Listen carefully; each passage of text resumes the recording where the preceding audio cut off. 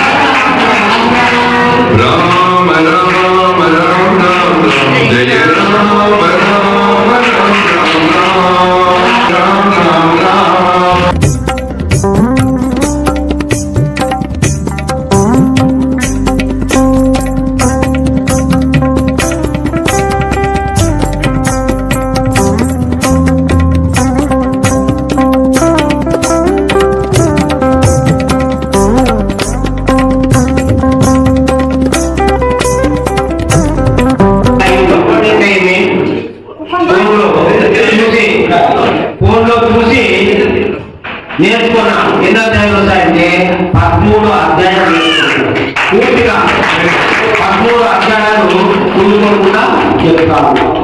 ఏమి కాబట్టి దాని కారణం ఏమంటే ఆ బాలుడుకునే శ్రద్ధ. తర్వాత భగవద్గీత పైన ఉండే మక్కువ, అంటే ఇంట్రెస్ట్. భగవద్గీత అంటే అతనికి విలువ తెలుసు. ఆ పిల్లవాడు చిన్న పిల్లవాడికి భగవద్గీత గురించి